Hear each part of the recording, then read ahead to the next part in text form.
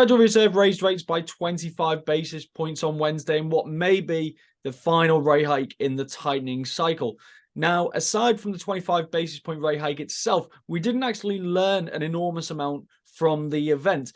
The commentary that we had alongside it and the words that came from Chair Jerome Powell in the aftermath of the rate hike itself didn't really tell us too much. In fact, Powell even said himself that we may see another rate hike when the central bank next meets in September, but we also may not. We are data dependent at this stage. So we don't really have an enormous amount to go off.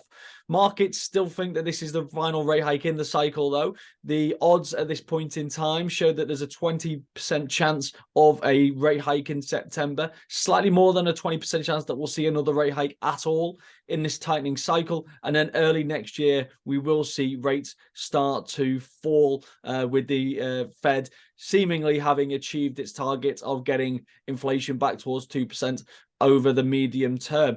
So I think it's quite clear now that unless we see a dramatic change in the data, markets don't think there's any need for more rate hikes from the Federal Reserve. Of course, we're not going to hear the central bank communicating this to the markets because it is going to proceed with caution. That was always going to be the case until it was certain that no further rate hikes were needed. There were going to be no hints towards that. They were always going to say it was going to be data dependent, and that's exactly what they did on Wednesday. Other central banks will of course follow the same pattern as well, because they all knew that they were wrong to correctly recognize that inflation was not transitory to begin with. They were late to start raising interest rates and therefore have probably had to go further as a result. The last thing they want to do is get it wrong in the same way on the way out as well. So we're always going to see a cautious approach from the central bank, and that's exactly what we saw on Wednesday.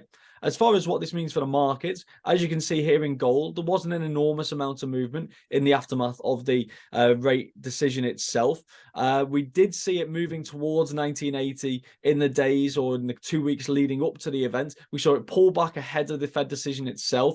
Maybe fears that we could have seen a more hawkish Fed is what triggered that little bit of profit taking, pulling the price back from 1980 back towards 1960. It has gradually moved higher, but we haven't seen a game-changing event, both from what the Fed said, but also therefore the reaction in the markets. It's going to be interesting to see if we can see gold break above $2,000 at this point. $2,000 is important for two reasons. It's a big psychological level, and I don't think we can underestimate the significance of that. But in this case as well, it's also the 61.8% Fibonacci retracement level of the move from those all-time highs to the lows that we saw in June. You can see here, quite conveniently, that the 38.250 and 61.8 fibs fall at 1960, 1980, and 2000. So a break above 2000 would suggest that we have moved out of a corrective pattern following the move to the downside from those all-time highs, potentially back into more bullish territory, at which point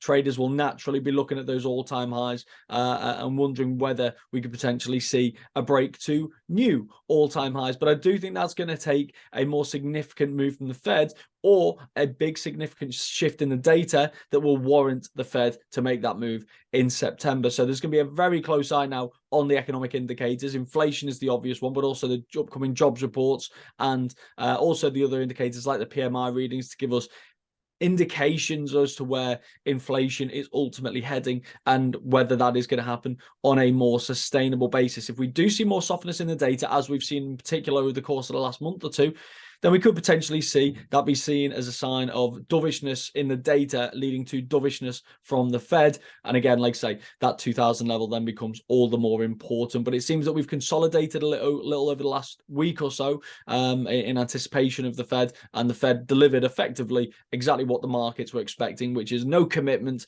but leaving the door open to raising rates again in September, but in all likelihood, probably not raising rates again in this tightening cycle.